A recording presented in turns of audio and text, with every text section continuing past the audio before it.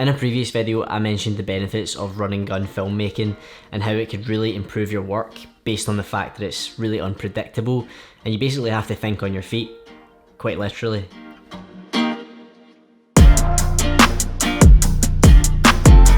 I'm sure most of you have took part in a shoot where instead of having a planned shot list or multiple takes, it's basically just you, your camera, and your best attempt at making whatever's going on look the best it possibly can. In this video, I'm going to cover about 5 things that you should consider if you're going to do this kind of shoot in the near future, and hopefully it helps somebody out there who's doing this kind of shoot for the first time and they aren't really sure what to expect on the day.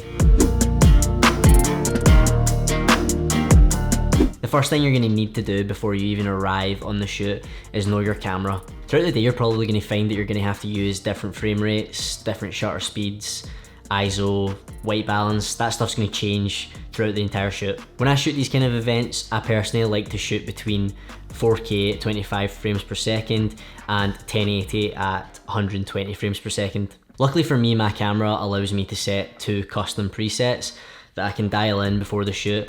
So I'm able to switch between these 2 shooting modes, basically just at the switch of a button. This is obviously extremely useful in a time sensitive situation as I can change my settings really quickly, hit record and capture the moment. If your camera doesn't have this, then there's no problem with that. Just make sure you know the quickest way to change the camera settings beforehand. If you want to go from 25 frames to 60 frames to 120 frames, make sure you know the quickest possible way to do this before the shoot, so that you don't miss anything important because you're stuck in a menu somewhere trying to figure out how to bump up your ISO. So if you're filming in any kind of outdoor environment where there's going to be bright sunlight, then I would strongly recommend getting your hands on a variable ND filter. I have this one from Tiffin that I've been using for quite a while and I can highly recommend it.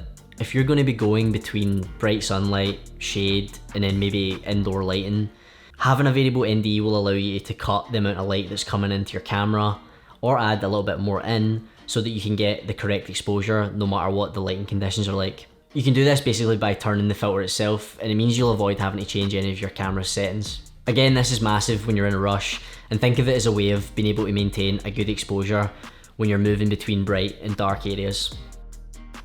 In this shot, I had it exposed for indoors, so once they actually started to move outside and we went into the sunlight, I didn't have my ND filter on at this time, so I wasn't able to just turn it and keep the exposure down, so it ended up coming out overexposed and it was unusable. And if I'd had that filter on, I would have been able to save the shot.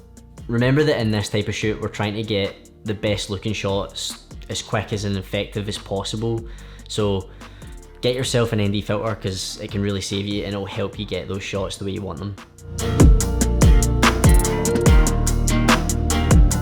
So depending on what camera or lens you're going to use, you're either going to be using autofocus or manual focus.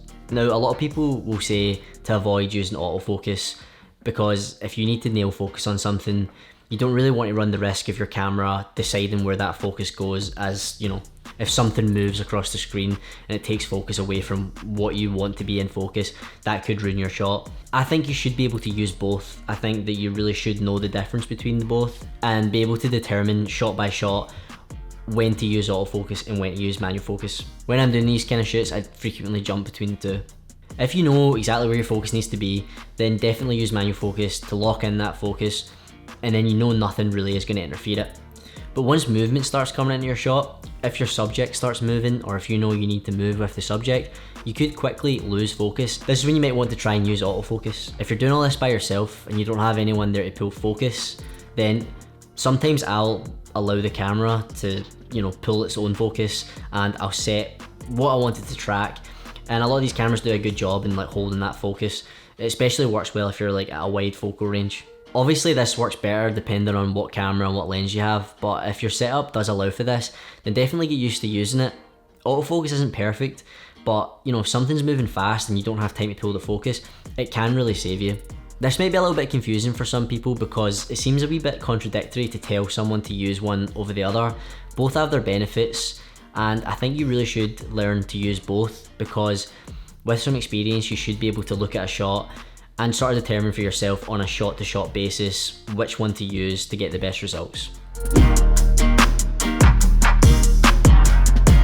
Stability is going to be your best friend when it comes to running gun shooting. The last thing you really want is a bunch of shaky footage that just doesn't look good. When you think of shaky footage, your mind probably automatically goes to some sort of gimbal. Gimbals are great. I've used gimbals in these kind of shoots before, but for most of the time, they take a little bit of time to build up, to balance, and then take off again. And when you're in that kind of high-speed, pressured environment, it may not be the best idea to work with a gimbal. You might just want to have that camera in your hand, ready to go. A few things that I would suggest instead would be shooting at a higher frame rate. If you shoot at a higher frame rate and you get that slow motion, that'll really help take out some of the shakes and the micro jitters that are picked up in camera, and you'll just end up with smoother footage. So definitely shoot at a higher frame rate if you know there's going to be movement and you're really relying on the footage to be nice and smooth. I would even consider using a camera strap. I use a camera strap quite a lot when I'm shooting. It adds a little bit more stability as you can kind of press against it and get slightly smoother shots. It just adds a little extra layer of stability and a little bit extra security in case you drop your camera. I would also even consider just getting some static shots. If your camera doesn't allow for any inbuilt stabilization, or you don't have a gimbal, or you don't even have a camera strap, then just stay still. Put a little bit more effort than usual into your composition of your shot.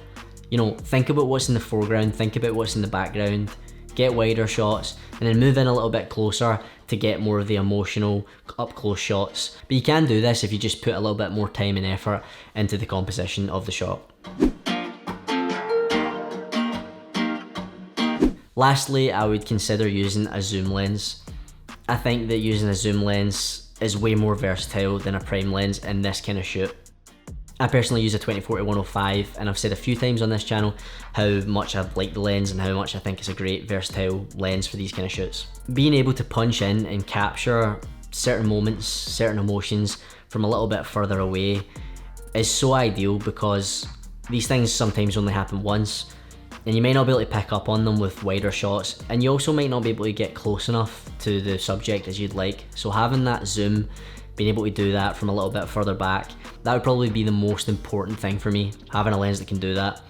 I don't know how many times that I've needed to just get a little bit closer, and having that zoom has really saved the shot. Anyway, that's all from this video. If you enjoyed, consider leaving the video a like. That really helps the channel grow a little bit, and definitely subscribe if you want to see more from myself. I hope that you like these tips, and I hope you can get some use out of them if you're embarking on your first or your next run and gun style shoot. I'll see you guys in the next one.